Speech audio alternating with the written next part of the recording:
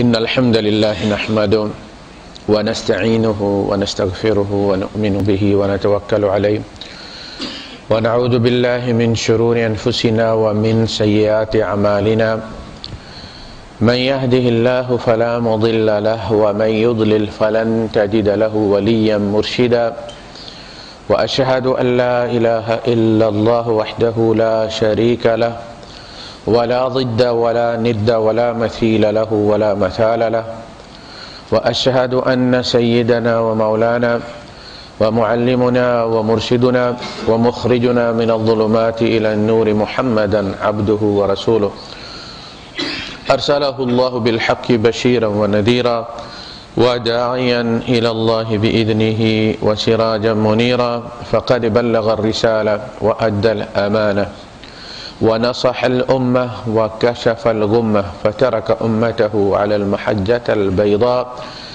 ليلها كنهارها لا يزيغ عنها إلا هالك اللهم صل وسلم وبارك عليه وعلى آله وأصحابه وأزواجه وذرياته وأهل بيته أجمعين أما بعد فأعوذ بالله من الشيطان الرجيم بسم الله الرحمن الرحيم ثم أورثنا الكتاب الذين اصطفيناه من عبادنا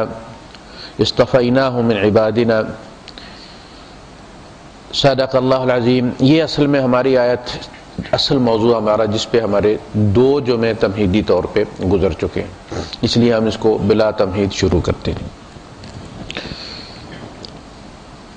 ثم اورثنا الکتاب الذین اصطفینا من عبادنا،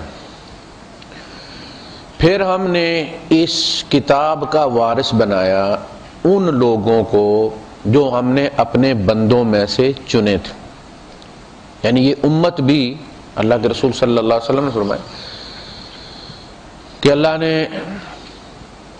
پوری انسانیت پر نظر ڈالی اور پھر فلاں کو چنا اور پھر فلاں خاندان میں سے فلاں کو چنا۔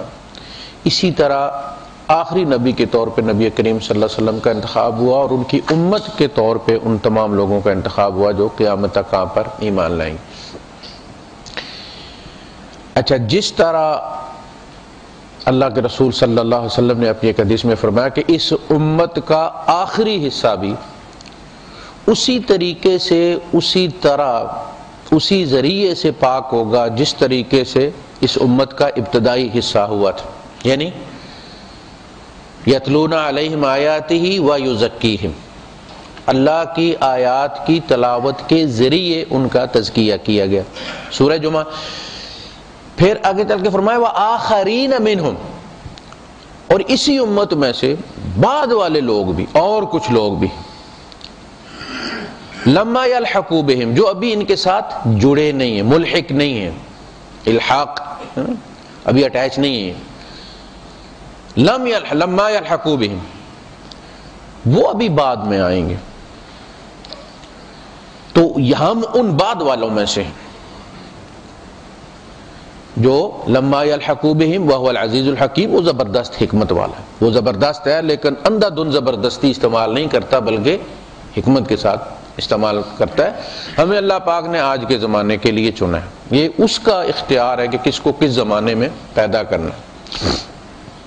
پھر فرمایا ذالک فضل اللہ یؤتیہ من یشاء، یہ اللہ کا فضل ہے، وہ جس کو چاہتا ہے عطا کر دیتا ہے، فضل پہ کوئی اعتراض نہیں کر سکتا۔ دو بندوں نے برابر مزدوری کی ہے، ان کے ساتھ دیہاڑی طے تھی 30 درہم، وہ 30 درہم دونوں کو برابر دے دیے گئے۔ یہ کمی بیشی ہوتی تو اس پر سوال اٹھ سکتا، صاحب ہم نے برابر کام کیا، آپ نے اس کو زیادہ کیوں دی؟ اب ایک جو تھا ملازم یا مزدور، اس کا رویہ بہت اچھا تھا، جو کام طے ہوا تھا اس نے وہ کام بھی کیا لیکن اچھے طریقے کے ساتھ کیا۔ ایک وہ تھا کہ جس نے وہ کام تو کیا لیکن بس وہی کام کیا، نہ سلام نہ کلام نہ کوئی دیکھنا، ایک کام طے ہوا، اب ایک صاحب آئے ہیں وہ کچھ سامان لے کر آئے ہیں، تو ایک مزدور نے کہا کہ مجھے تو پیسے اس کے دیوار بنانے کے لگے ملے ہیں نا، دوسرے نے کہا نہیں یار یہ ذرا بڑا آدمی ہے، تو وہ دوڑ کے گیا، اس نے اس کا سامان بھی اٹھا لیا، سلام بھی کیا، صاحب کیسے ہیں؟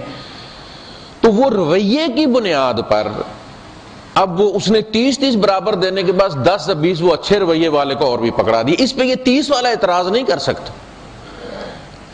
جس طرح وہ اعتراض نہیں کر سکتا کہ تم نے مجھے سلام کیوں نہیں کیا, تم اسلام کے پیسے تو تمہارے ساتھ طے نہیں ہوئے تھے نا, تمہارے ساتھ دیہڑی کے میں لگا رہا تھا دیہڑی اپنی. اسی طرح یہ فضل پہ اللہ پاک لوگوں کو ان کے عمل کی وجہ سے نہیں, فضل کی وجہ سے جنت میں بھیجے گا.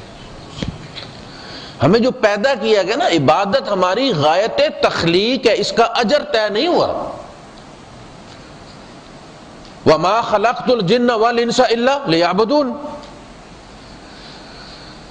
ہمیں اس نے تخلیق اس لیے کیا کہ ہم اس کی بندگی کریں. یہاں جنت اور جہنم زیر بحث ہی نہیں. جن اور انس بنایا ہی عبادت کے لیے, ورنہ کاکروچ بنا دیتا, چوہا بنا دے, وہ بھی اسی کی تخلیق ہے نا, اسی کا انتخاب ہے. ہمارے بارے میں یہ فیصلہ کر لیتا. کہا تمہیں انسان بنایا, تمہارا انسان ہونا اس کا متقاضی ہے کہ تم میری غلامی کرو. الا لہ الخلق والامر, جس کی تخلیق ہے, حکم کمانڈ اس کی لو. ٹھیک ہے. لیکن اللہ پاک پھر یہ طے کرتا ہے کہ پیدا تو میں نے سب کو کی ہے, سب کو کرنی چاہیے تھی, لیکن ان میں سے ان لوگوں نے کیا اور اچھے. اس لیے جہاں بھی تقاضا وہ کیا ہے کہ اچھے طریقے سے. حسنات جو ہے نا, وبالوالدین احسانا, اس حدیث جبریل میں بھی آخر میں کہا گیا کہ احسان کیا ہے. کہا کہ احسان یہ ہے کہ تو زندگی یوں گزار دے کہ گویا تو خدا کو دیکھ رہا, اور تو نہ بھی دیکھے تو یہ تو تمہارا ایمان ہے نا کہ وہ تمہیں دیکھ رہا ہے. بس اتنی ساری بات. یعنی عبادت کا جو لفظ ہے نا کہ ان تعبد اللہ, اس سے مراد نفل پڑھنا نہیں ہے. ہم نے جب بندگی کے تقسیم کیا نا, ہم نے زندگی کے اپنے سماجی شعبے کو, ہمارے فقہا نے اس کو تقسیم کیا,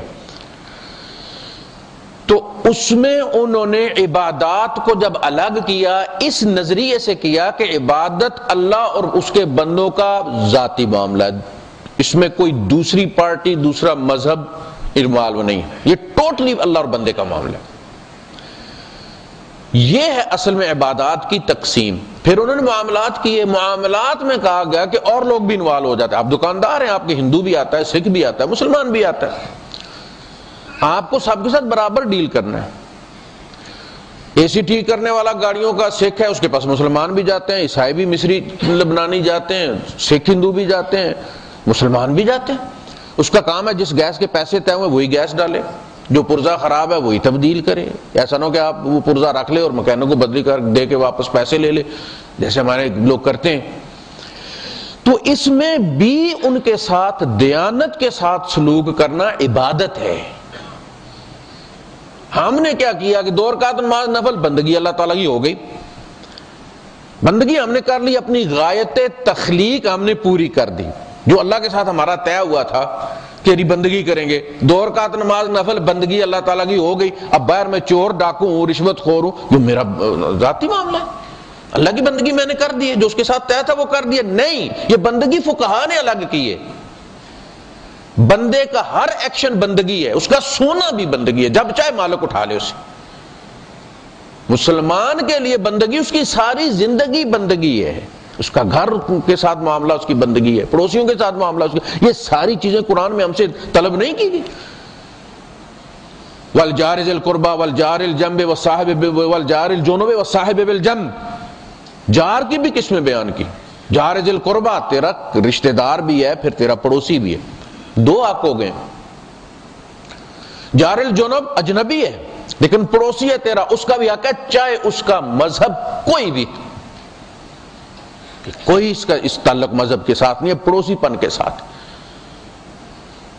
اور صاحب بالجنب, تو کہیں بیٹھا ہوا ہے تو تیرے ساتھ جو بندہ بیٹھا ہوا ہے اس چیز کو مؤکد کرو, اس کو یقینی بناؤ کہ اس کو کوئی تکلیف نہ ہو. چاہے طیارے میں بیٹھے ہیں, چاہے بس میں بیٹھے ہیں, چاہے مسجد میں بیٹھے, کوشش کریں کہ اس کو کوئی تکلیف. پوچھیں آپ کو, آپ ٹھیک ہے, کوئی مسئلہ تو نہیں ہے مجھ سے. آپ یہ ہے ایٹیکیٹس, یہ ہے اخلاقیات, یہ مذہب مانگتے ہیں. تو مومن کی ساری ان تعبد اللہ کا ترجمہ یہ نہیں کہ تم بندگی کرو, اور پھر بندگی کا ہمارا وہ جو کنسیپٹ ہے 2 رکعت نماز نفل میں, یہ ہے کہ ہم 5 وقتہ نمازی ہوتے ہیں, 7 وقتہ ہم کرپٹ ہوتے ہیں. بندہ ایک داڑھی بھی رکھی ہوئی ہے, بظاہر بڑی متشرح قسم کی شکل ہے اور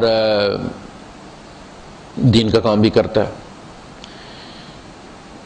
اس کے پاس کسی بچے کا بی اے کا پیپر گیا انگلش کا، اس نے اس کے ساتھ رابطہ کیا کہ نمبر زیادہ لینے ہیں، تو یہ بندہ دوست کو لے کے پہنچ گیا وہاں.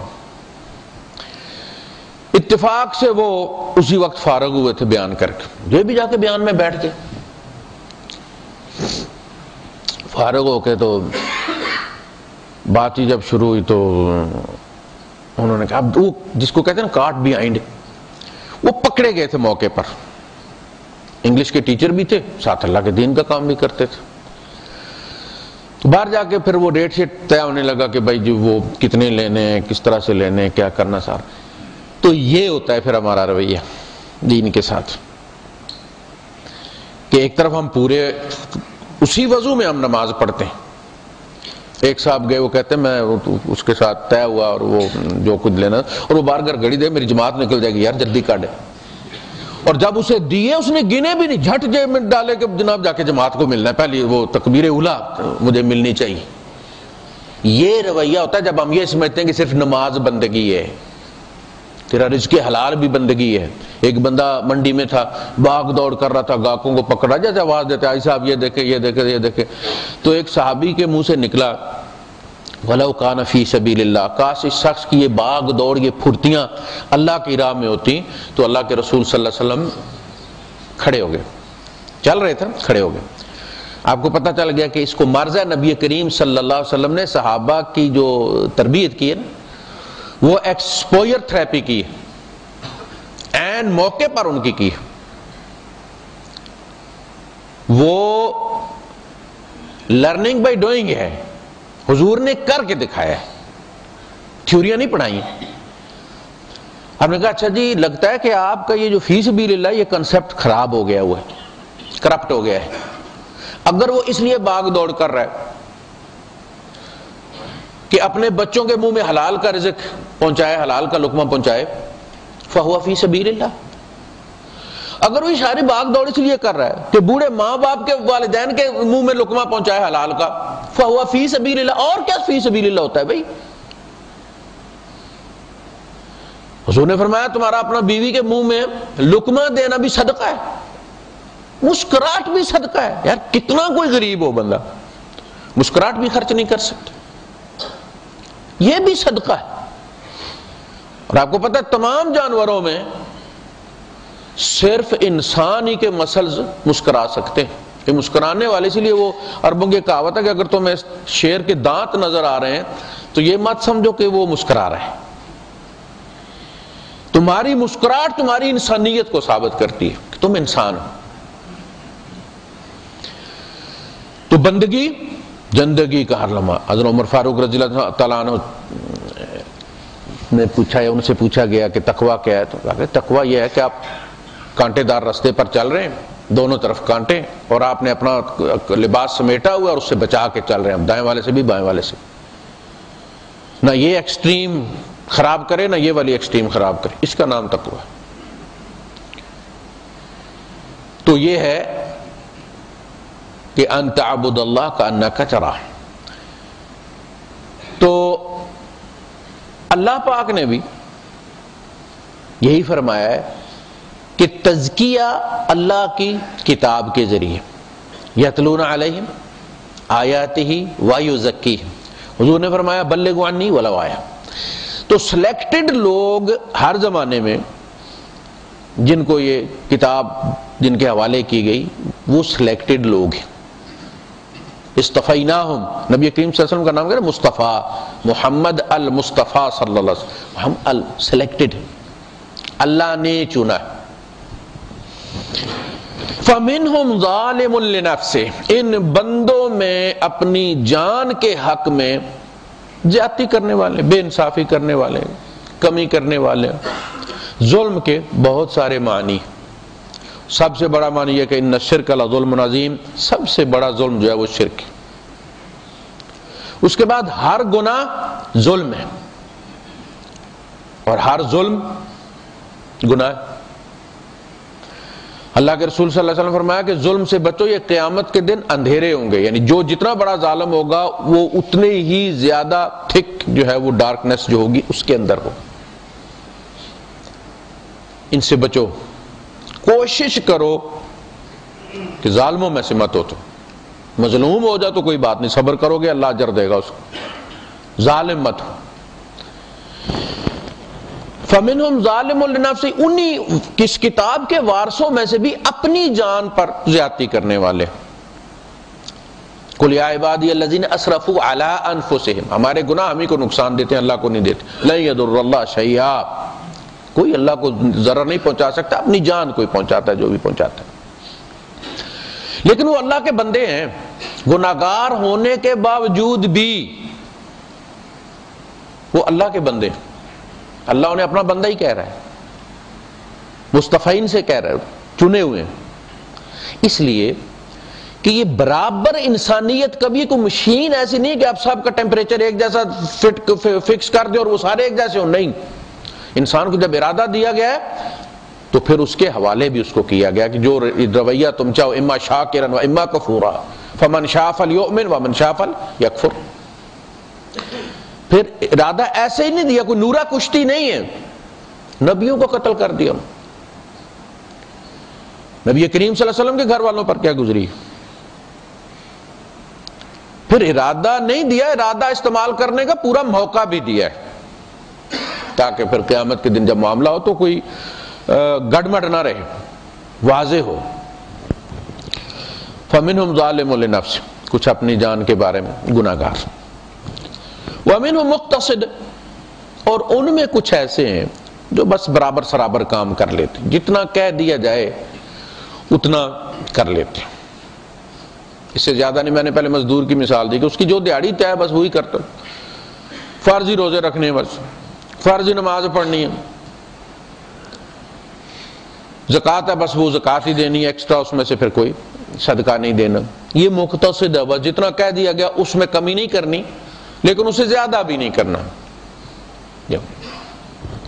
وَمِنْهُمْ سَابِقٌ بِالْخَيْرَاتِ، اور کچھ ان میں ایسے ہیں جو پھر خیرات میں، نیکیوں میں بڑھ جاتے. یعنی جہاں دیکھا وہاں کہا کہ یہ مجھے ملے، یہ خیر مجھے ملے. اللہ کے رسول صلی اللہ علیہ وسلم نے فرمایا نا کہ میری امت میں خیر تب تک رہے گی جب تک انہیں اذان اور پہلی صف کی قدر رہے گی. یہ میں اذان دیتا ہوں، میں پہلی صف میں کھڑا ہوں، لیکن آپ دیکھ لیں صف میں 3 آدمیوں کی جگہ ہوگی لیکن صاحب پیچھے کھڑے آ رہا ہوں کہ کوئی اور ہی آگے یار آگے پھنسے، مجھے ذرا پیچھے بھاگنے میں جلدی رہے. بیٹھے رہیں گے آخر وقت تک، امام تلاوت شروع کر دے گا تاکہ ذرا 2-4 صفیں اور پیچھے جگہ ملے. تو یہ بالکل بھیڑوں کی طرح، جیسے ریوڑ بند ہوتا ہے نا، پھر اس طرح لوگ نکلتے، جان چھڑاتے ہیں جیسے قید تھے. یہ رویہ ہے. سابقون بالخیرات، اللہ کے رسول صلی اللہ علیہ وسلم فرماتے ہیں کہ اگر میری امت کو پتہ چل جائے کہ پہلی صف کا اجر کتنا، اصل میں رویہ میٹر کرتا ہے. جو بچہ دوڑ کے آتا ہے پہلے اور باپ کے گلے میں ہاتھ ڈالتا ہے، ماں کو جو ہے وہ جپی لگا لیتا ہے، اس کی صرف وہ باڈی لینگویج جو ہے وہ والدین کے دل میں گھر کر جاتی ہے. وہ چھوٹے بازوؤں سے سمیٹتا ہے، وہ پھر بڑے بازوؤں کے ساتھ اس کو سینے سے لگاتے ہیں. اللہ اسی طرح کرتا ہے. پہلی صف میں اصل میں اللہ سب کے برابر ہے، وہ ایسا نہیں کہ کہیں دور ہو جاتا قریب ہو جاتا ہے. اس بندے کا پیار ہے کہ پہلی صف میں جا کے میں کھڑا ہوں، اللہ کی نظر کرم میرے اوپر پڑے. اللہ کے رسول صلی اللہ علیہ وسلم نے 3 بار جو ہے وہ پہلی صف والوں کے لیے رحمت کی دعا کی، اور صحابہ بار بار کہہ رہے ہیں کہ اللہ کے رسول دوسری والوں کے لیے، اور آپ نے فرمایا کہ اللہ دوسری والوں پر. صف پوری ہو جائے، جگہ نہ ملے، آپ کی نیت پہلی صف کی تھی، آپ کو اجر اللہ پاک دوسری میں بھی پہلی صف کا دے دے گا. جگہ ہے اور آپ پیچھے کھڑے ہوئے، تو اس کا مطلب ہے کہ آپ مارے باندھے آئے ہیں، اللہ کے پیار کی وجہ سے نہیں آئے. جو پیار کی وجہ سے آتے ہیں ان کی باڈی لینگویج بتاتی کہ یہ پیار کی وجہ سے آئے ہیں. تو آپ نے فرمایا اگر امت کو پتا ہو کہ پہلی صف کا اجر کیا ہے، لَإِسْتَهِمُوا لَاسْتَهَمُوا، اگر ان کو قرہ اندازی بھی کرنی پڑے تو قرہ اندازی بھی کر لیں، لیکن دوسرے کو آگے نہ جانے۔ دو بندے آگے، تین آگے، ایک آدمی کی آگے جگہ ہے، اب ہر بندہ یہ کوشش کرے گا میں کھڑا ہوں، تو وہ کہتے ٹاس کر لیتے ہیں۔ دیکھیں ٹاس کی بھی اگر ضرورت پڑے تو وہ کر لیں، لیکن دوسرے کو موقع نہ دیں۔ لیکن ہم تو کہیں ویکینسی نکلا ہے تو رشوت دے کر بھی کوشش کرتے ہیں کہ ہمیں مل جائے، اور یہاں ویکینسی نکلی ہوئی اور کہتے ہیں یار تو جا نہ مرنا آگے، غصے سے اشارہ کرتے ہیں تو ہی جا یار، میں جو اتنے دور آؤں گا۔ بھائی یہ ایک ایک قدم، اللہ کے رسول صلی اللہ علیہ وسلم فرماتے ہیں میں نے اس قدم سے عظیم قدم نہیں دیکھا جو صف کو پورا کرنے کے لیے اٹھتا ہے۔ یہ قدم جو جمعے کے دن اللہ کے رسول صلی اللہ علیہ وسلم اس کی فضیلت بیان فرمائی کہ نہ آئے من غسل واغتسل، جس نے غسل کیا اور پھر خوب مل مل کے کیا۔ یہ ہوتا ہے نا جب آدمی کسی خاص موقع پر جاتا ہے، کسی خاص ہستی سے ملنے جاتا ہے، تو پھر اس کی ہر چیز، اس کا نہانا دھونا، کپڑے عطر مارنا، اس کا انتخاب، ٹائی کا انتخاب، کوٹ کا انتخاب، بال بنانا، جیل لگانی ہے، کیا یہ ساری چیزیں بتاتی ہیں کہ جس کے ساتھ جا رہا ہے اس دل کا معاملہ اس کے ساتھ کیا ہے۔ خوب مل مل کرنا ہے۔ وَبَكَرَ وَابْتَكَرَ، اور جلدی آئے اور خوب جلدی آئے، پہلے آ جائے۔ انٹرویو کہیں دینا ہو ٹائم 9 بجے اور 7:30 بجے جا کے بیٹھ جاتے ہیں، دفتر نہ کھلے گاڑی میں آپ بیٹھ جاتے ہیں، آئے اور خوب پہلے آئے۔ وَمَشَى وَلَمْ يَرْكَبْ، پیدل چلے، سوار نہ ہو، پیدل چلے سوار نہ ہو۔ پیدل وہیں سے چلے گا نا جہاں سے پہنچ سکتا ہے، ایسا نہیں مصفے سے پیدل چل پڑو اور اگلے جمعے کو پہنچے۔ مطلب یہ کہ گاڑی دور بھی کھڑی کرنی پڑی ہے بھائی صاحب، رستے میں مت کھڑی کرو، دور کھڑی، ان قدموں کی آگے دیکھو ریٹ کیا لگا ہوا ہے۔ وَمَشَى وَلَمْ يَرْكَبْ، پیدل چلا اور سوار نہیں ہوا، اور امام کے قریب بیٹھا ہوا، دنا من الامام وَلَمْ يَلْغُ، اور کوئی لغو بات نہیں کی۔ لغو بات کا مطلب یہ ہے کہ اس کا فائدہ کوئی نہ ہو، دوسرے بندوں کی توجہ بھی بٹ جائے۔ اس لیے فرمایا کہ من قال لصاحبہ لا تفعل والامام یخطب، جس نے اپنے ساتھی سے کہا کہ مت کر اور امام خطبہ دے رہا، فقد لغا، اس نے بھی لغو کام کیا ہے۔ کوئی حرکت کر رہا تھا، وہ تو حرکت کر رہا تھا، تو نے یہ کہا کہ مت کر، پورے مجمع کی توجہ پتہ نہیں کیا، آدمی کی فطرت جوڑ دیتا بھائی، ایک دم مڑ کے دیکھتا ہے کیا ہوا، وہ جو اس بندے نے سنا تھا نا ابھی انٹر نہیں کیا تھا، ڈیلیٹ ہو گیا، فائل ضائع ہو گئی اس کی، بات ختم ہوتی ہے تو بندے اندر ڈالتے ہیں نا اس کو۔ تو کہا کہ امام کے قریب ہو کے بیٹھا، اس نے کوئی لغو کام نہیں کیا۔ من قال لصاحب انصت والامام یخطب، جس نے اپنے ساتھی سے کہا کہ چپ کر اور امام خطبہ دے رہا، فقد لغا ومن لغا فلیس له الجمعہ، اور جس نے پھر لغو کام کیا یا بات کی اس کا جمعہ نہیں، اجر اس نے ضائع کر دیا، اس کے سر سے اتر گیا، ادا ہو گیا، اجر اس کا کوئی نہیں، اس لیے کہ پتہ نہیں کتنوں کا اس نے ضائع کر دیا۔ اس لیے سیانے جو تھے وہ کنکر مار کے سمجھایا کرتے تھے، اگلے کو شاعری ہو جائے کہ نہیں کرنا یہ کام۔ یہ سارا جو کرتا ہے پورا پروسیس مکمل کرتا ہے، اس میں کوئی خانہ چھوڑتا نہیں ہے، اس کے لیے فرمایا فَقَانَ لَهُ بِكُلِّ خُطْوَةٍ يَخْطُوهَا، اس کے ہر قدم کے عوض جو اس نے اٹھایا ہے، 1 سال کے روزے اور 1 سال کی نمازوں کا اجر ہے، سنتن اجر صیامہا و قیامہا، تو وہ خیر جب تک ان کے اندر باقی رہے گی۔ مقتصد پورا کرنے والے، سابقون بالخیرات، آگے بڑھ کے نیکی کر، وہ میرے حصے میں آئے۔ یہ ایمان اور یقین، ایمان اور یقین، یقین کا یہ لیول ہوتا ہے کہ وہ پھر یہ سمجھتے ہیں کہ جیسے آپ کوشش کرتے ہیں نا کہ بینک میں وہ جمع کرانے والی لائن میں آپ پہلے ہوں، اپنے اکاؤنٹ میں بھیج رہے ہیں نا، تو بڑا یقین ہے، بڑی تسلی ہے کہ اگرچہ پتہ نہیں یہ کون ہے، کیشیئر کوئی فلپینو ہے یا کوئی اور ہے، لیکن پیسے میرے اکاؤنٹ میں جا رہے ہیں، یہ یقین ہوتا ہے۔ اسی طرح بندہ کسی کے ساتھ بھی خیر کرے، کہیں بھی کرے، اللہ پاک کہتا ہے اس خیر کی اب تو فکر، تو کر صحیح، وہ آپ کو پتہ ہے جو بڑے لوگ ہوتے ہیں نا ان کا ملازم ان کے ساتھ ساتھ ہوتا ہے، وہ اشارہ کرتے جاتے ہیں اور وہ ڈالتا چلا جاتا ہے ٹرالی کے اندر. کہا تو بڑی اہم ہستی ہے، وی آئی پی شخصیت ہے، تو بس کر، فرشتوں کا اٹھانا دیکھ ہم نے تیرے ساتھ لگا دیے. یا بنی انہا ان تک مثقال حبۃ من خردل، یہ نہیں کہ بھئی یہ چھوٹی سی چیز ہے رہنے دو. آپ جب کوئی چیز سمیٹتے ہیں تو بڑی بڑی اٹھا لیتے ہیں، چھوٹی چھوڑ دیتے ہیں. کوئی بھی چیز کہا کہ سرسوں کے دانے کے برابر بھی اگر تیری کوئی نیکی ہے، فتکن، پھر ایسا نہیں کہ وہ ایکسیس میں ہے، ایزی جگہ پہ پڑی ہوئی ہے، سڑک کے کنارے اور اٹھا لی، فتکن فی صخرۃ، وہ کسی چٹان کے نیچے دبی ہوئی ہے، وہ اس میں کھبی ہوئی ہے. یہ فرشتوں کی ذمہ داری ہے کہ ڈرل کر کے نکالیں اسے، ضائع نہ ہونے دیں. اور فی السماوات، یا آسمانوں میں ہے، وہاں کسی نے نماز پڑھ لی ہے خلا میں. اور فی الارض، یا سمندر کی تہ میں کسی نے نماز پڑھ لی ہے، کوئی اللہ کا ذکر کر لیا ہے، کوئی سبحان اللہ الحمدللہ کہہ دیا.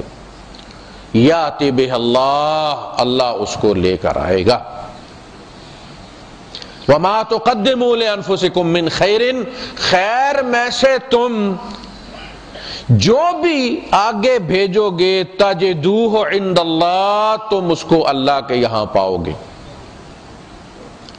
خیرن و اعظم اجرا، وہ بڑے بہتر طریقے سے سنبھال کر رکھی گئی ہوگی. جب تم نے کی ہوگی شاید اتنی اٹریکٹیو نہ ہو جتنی ہم نے وہاں اس کو سنبھال کے رکھ کے بنا دیا ہوا ہے. حضور نے فرمایا بندہ چھوٹی سی نیکی کرتا ہے ذرے کے برابر، اور قیامت کے دن وہ اسے احد پہاڑ کے برابر ملے گی. اللہ اسے پالتا ہے، بڑا کرتا ہے. یہاں خیر کا ذکر کیا کہ جو بھی تم خیر میں سے آگے بھیجو گے اسے تم اللہ کے یہاں پاؤ گے. خیرن و اعظم اجرا. بدی کا ذکر نہیں کیا، حالانکہ بدی بھی لی جاتی ہے نا، بدی بھی ریکارڈ کی جاتی ہے، بدی بھی اٹھائی جاتی ہے. وما تقدموا لانفسکم من خیر تجدوہ عند اللہ، فرمایا بدیاں تو اللہ معاف بھی کر دیتا ہے، اس لیے ان میں سے بہت ساری تمہیں وہاں نہیں ملیں گی. نیکی سرسوں کے دانے کے برابر بھی ہوگی تو تم اسے وہاں پاؤ گے، اور گناہ ہو سکتا ہے تم نے ہمالیہ جتنے کیے ہوئے ہوں اور وہاں تمہیں نہ ملے، اس کریم نے معاف کر دیے ہوں. تجدوہ عند اللہ. یا عبادی الذین اسرفوا علی انفسہم لا تقنطوا من رحمت اللہ. تم ہے میرے وہ بندو جو اپنی جان پر زیادتی کر گئے ہو، اب یہ زیادتی مت کرو کہ اللہ کی رحمت سے مایوس ہو جاؤ. انہ لا ییأس من روح اللہ الا القوم الکافرون. کافر مایوس ہو سکتا ہے، مومن کسی حال میں اللہ سے معاف. کتنا بڑا گناہ ہے. یا عبادی الذین اسرفوا علی انفسہم لا تقنطوا من رحمت اللہ. کہا گناہ کتنے معاف کرے گا اللہ پاک، کتنے کرے گا، میں نے کوئی حد چھوڑی ہے؟ کہا ان اللہ یغفر الذنوب جميعا، سارے معاف کر دے.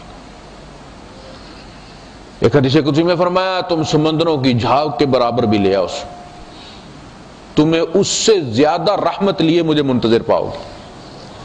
وَرَحْمَتِي وَاسِعَتْ كُلَّ شَيْءٍ،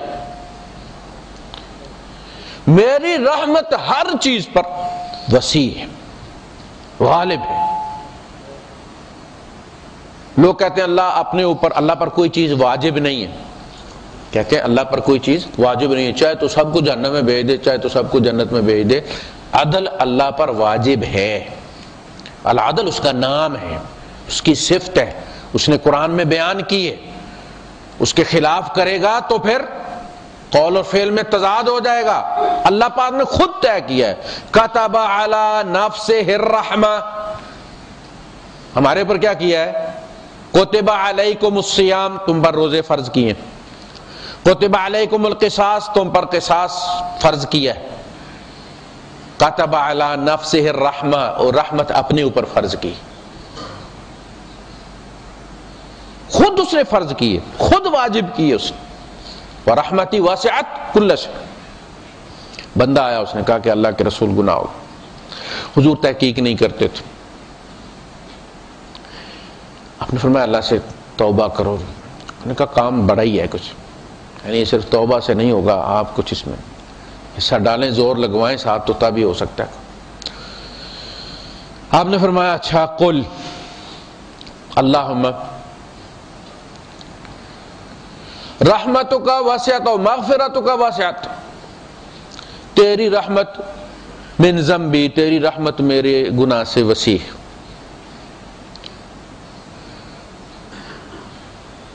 اللہم مغفرتک اوسع من ذنبی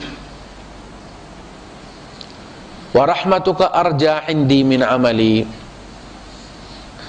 اے اللہ تیری رحمت میرے گناہوں سے زیادہ وسیع ہے اور مجھے تیری رحمت میرے نزدیک میرے عملوں سے زیادہ امید والی لگتی ہے، یعنی مجھے امید اپنے عملوں سے نہیں، تیری رحمت پر۔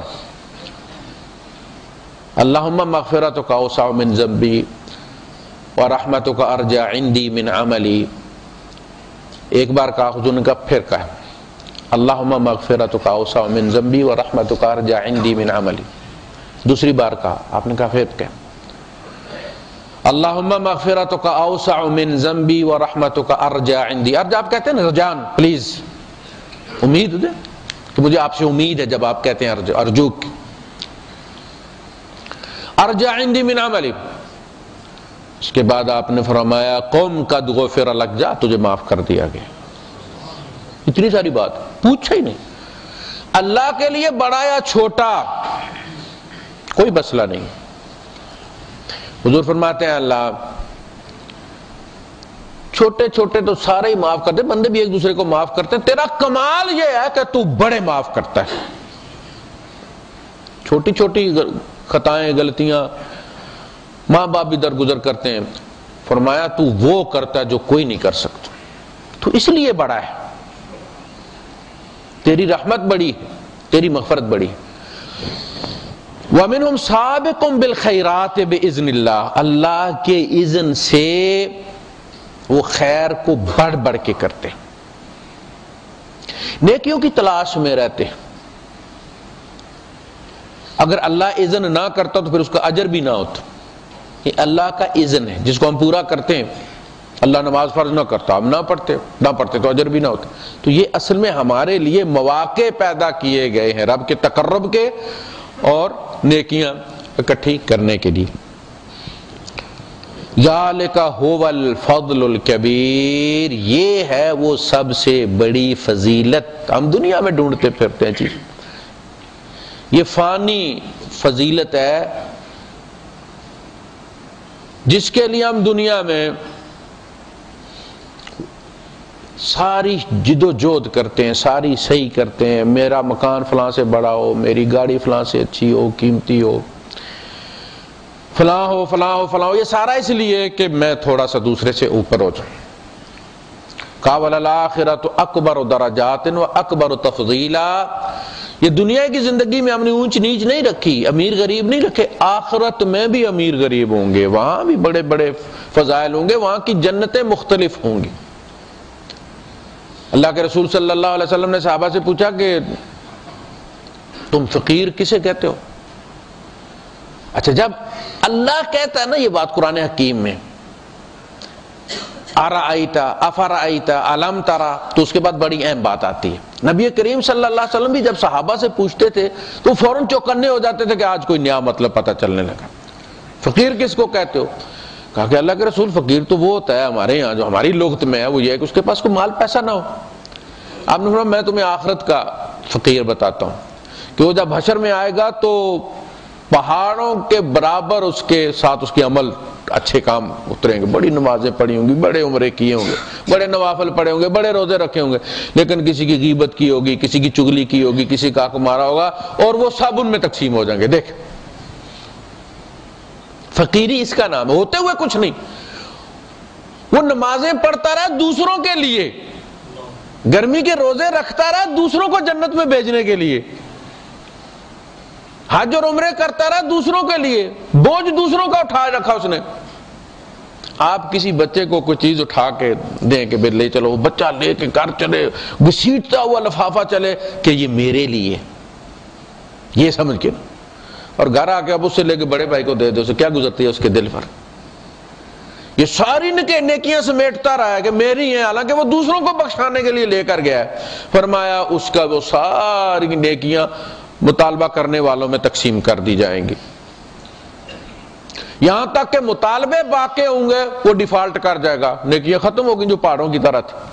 فرمایا ان کے گناہ اس کے سر پر ڈال کر اس کو جہنم میں بھیج دیا جائے گا سزا بھگتنے کے لیے، اور ان کو جنت میں بھیج دیا جائے گا۔ یہی تبادلہ ہو سکتا ہے اور کوئی تیسرا رستہ نہیں۔ دیکھا آپ نے ہوا کیا حال کہ اس کی نیکیوں نے کتنوں کو جنت میں بھیج دیا اور خود یہ جہنم میں چلا گیا۔ ترس کھانے والا وہ بندہ ہے، آپ دیکھتے ہیں نا سیلاب میں کوئی بندہ نکال رہا ہوتا ہے لوگوں کو، 5-7 بندے بچا لیتا ہے، خود بیچارہ ڈوب جاتا ہے، ہمیں کتنا ترس آتا ہے اس پر۔ وہ ترس والا نہیں، اسے اجر ملا ہے اتنی جانیں بچانے کا۔ ان میں سے ایک جان کا بدلہ بھی اللہ پاک اس کو جہنم کی آگ سے خلاصی دینے کے لیے کافی ہے کہ اس نے اپنی جان کا عوض ادا کر دیا۔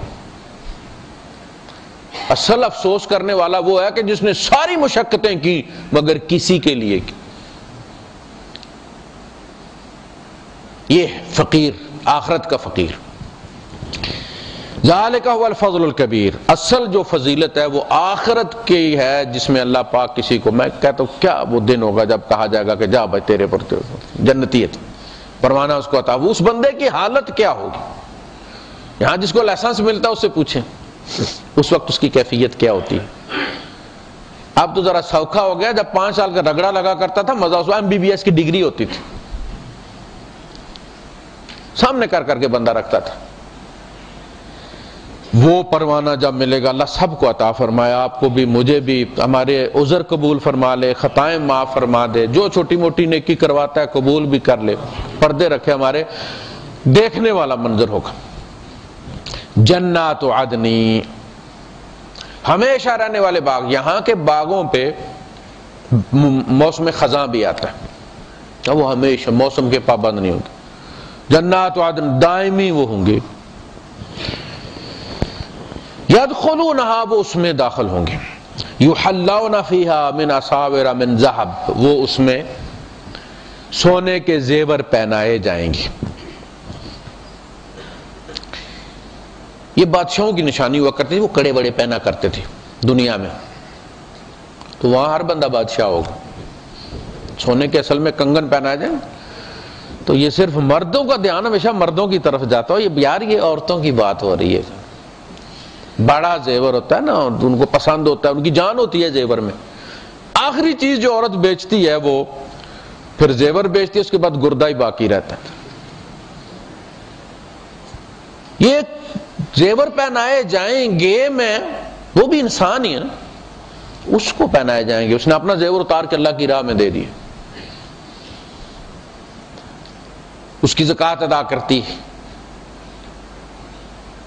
وہ اسے پہنایا جائے گا۔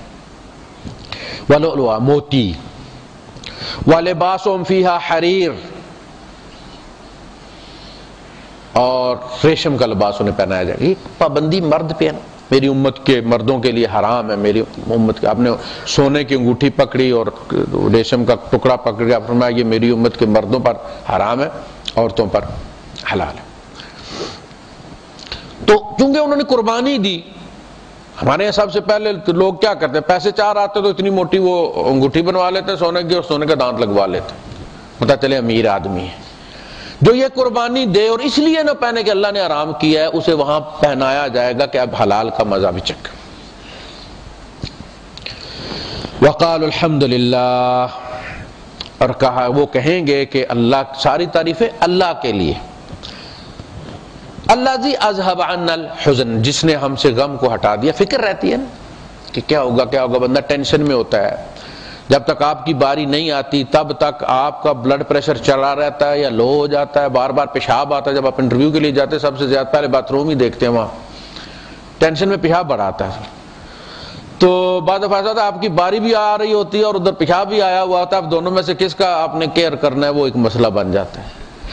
تو وہ غم لگا رہا جب تک فیصلہ نہیں ہوا کہ یار نیکیاں تو کی ہیں، مگر سوال اب یہ ہے کہ اس نے قبول بھی کی ہیں یا نہیں کی۔ آپ نے تو پیپر داخل کروا دیے نا، اگلا ان کو قبول بھی کر رہا ہے یا نہیں کر رہا، مسئلہ یہ ہے۔